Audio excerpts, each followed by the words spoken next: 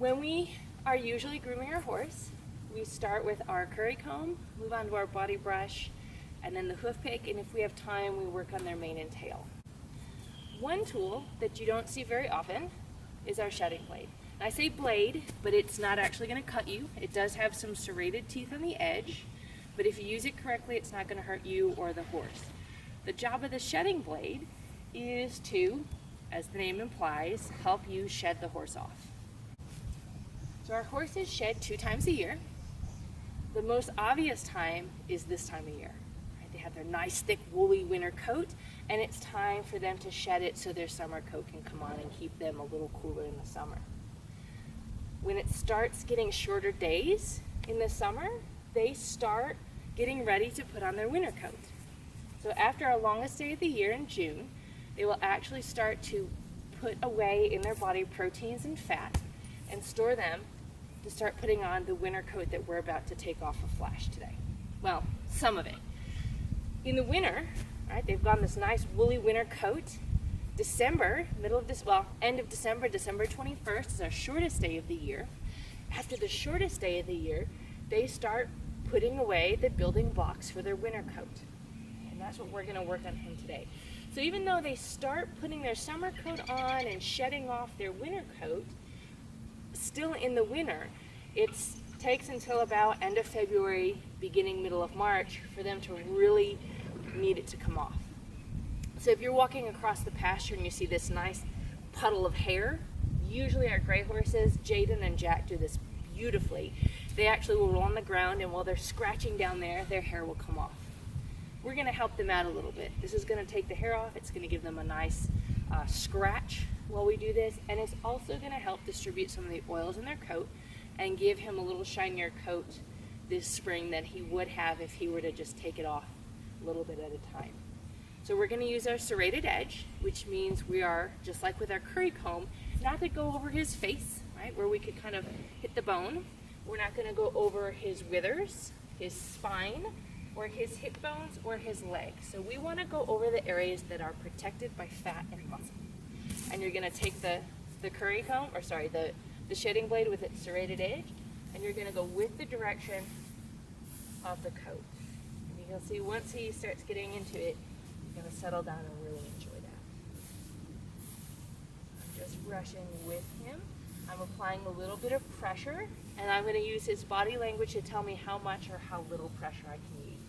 Now if you notice, I'm being a little more gentle over his back area than I was over his neck. There's less tissue between his bones and his skin. These are different types of curry combs. As you can see, we have different shapes and different sizes. We have some that are designed for smaller hands, right, to slide in. There are big hand size ones that do that as well. Here's another one that's kind of a smaller hand, but big hands use it as well. Another one that is a slide in. This one has 2 sides of curries to it. All right, and this one, just like the red one, is designed to go around. Okay. And then we have this curry comb that's designed to hold to the outside.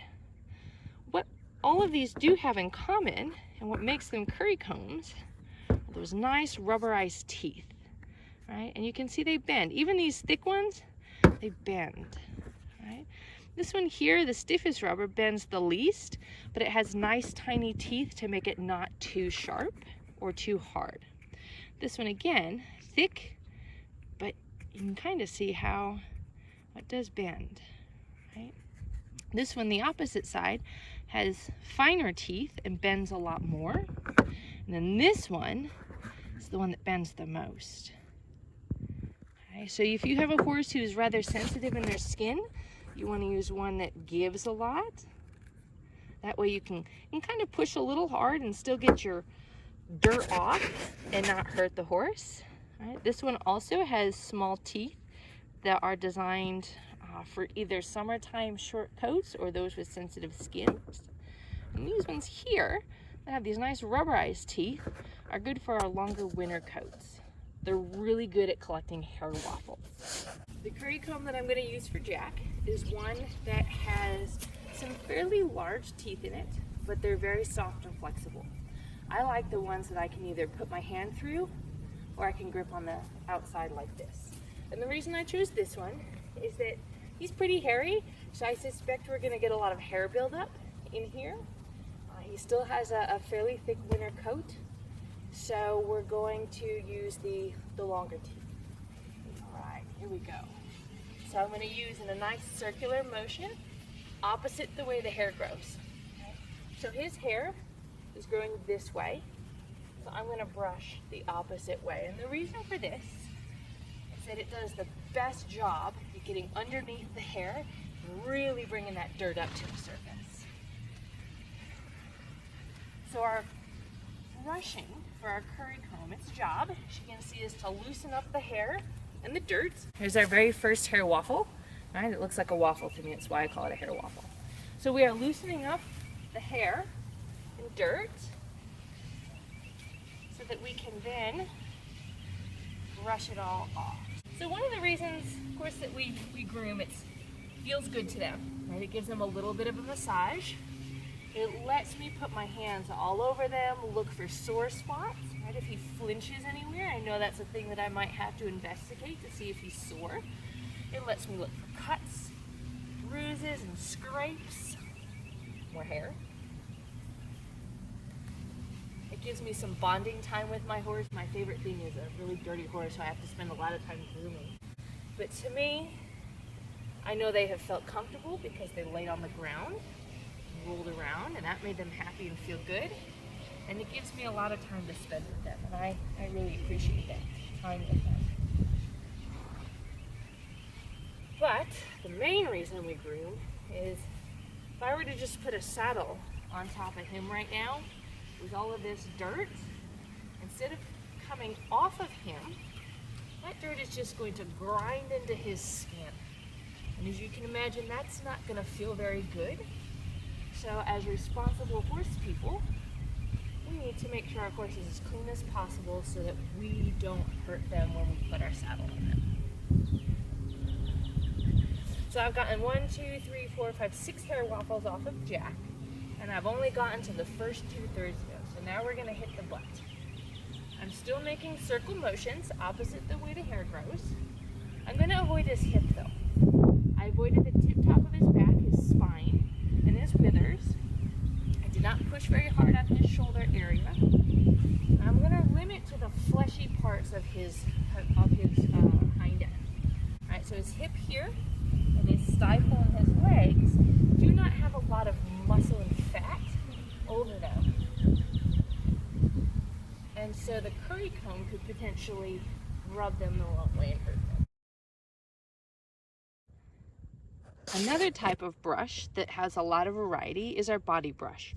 We have different colors, sizes, way to hold on to it, right? And stiffnesses of brush, right? So here we've got a really kind of a neat one. You can put your hand through, and the other thing that's nice is it flexes. So you can get those curvy parts of the butt, right?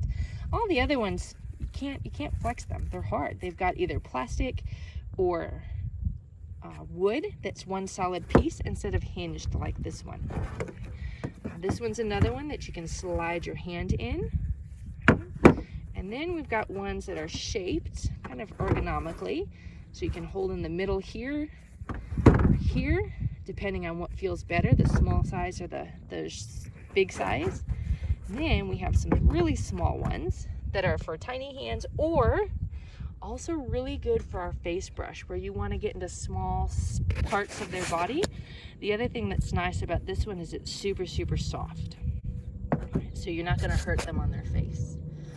So besides the shapes and the ways you can hold them, our bristles are also different. You notice this one's really, really tall bristles, whereas this one's really short. And this one's medium. And when you look at them, they're all going to flex a little differently. This one's a really stiff brush. Right? This one's a soft, fine brush. And this one's in the middle. Right? So our really stiff brushes are really nice for getting big chunks of dirt off of our horse after we've curried them. It's also good for their legs. Remember, we're not going to use our curry comb over their legs, but sometimes we still need to get their legs clean, and we can use our body brush to do that. The soft body brush, you could use that as well, or the fine brush, but its job is really more for the fine, tiny pieces of dirt that's left behind from the big body brush. So our first brush, we're going to use the stiff brush or the hard brush. And unlike the curry comb, I'm going to brush with the hair grub. So the job of the body brush is to take all that dirt and loose hair that we brought to the surface of Jack and brush it all off. So I'm going to go with the hair. I'm going to work from top to bottom in a nice flicking motion. It's a windy day. You want to try your best to stay out of the direction of wind. Although when I was a kid, I always stood right in the way of all the hair and the dirt because I wanted to go home smelling like my horse. You're welcome, parents. I want to go with the hair, same direction, start at the top, work my way down to the bottom. If I were to start at the bottom of Jack, work my way to the top, now I've taken all that dirt from the top, put it right on this part of the horse that I just finished cleaning. So then I have to go back to the bottom again. You notice I am going over his withers and his spine with the body brush. Those are soft enough to go over his bony areas. I can go down his legs a little bit, staying out of the kick zone off to the side. So we've used the curry comb on him, we've used the stiff brush, and the stiff brush does a really nice job getting the biggest chunks of dirt off of him. Now we're going to follow up with the soft or the fine bristle brush. And Jack's a gray horse, and so it's a little difficult to get him 100% clean, but this tool is going to help us get him just a little cleaner. If we were going to take him to a show, we probably would have bathed him, and that would have gotten rid of a lot of this dirt stain. And as you can see, I'm getting a little bit more of that finer dirt off of him. Right, so he's got a lot cleaner here than he is here. Again, I'm going with the hair, starting at the top, going to the bottom. And I'm going that same flicking motion. With the softer brush, I'll tend to do shorter, so I really want to get that super fine dirt off of him. Anything left on him has the potential to rub into his skin after we put his tack on and start riding. So the cleaner I can get him, the safer and healthier he's going to be, the happier he is going to be to ride.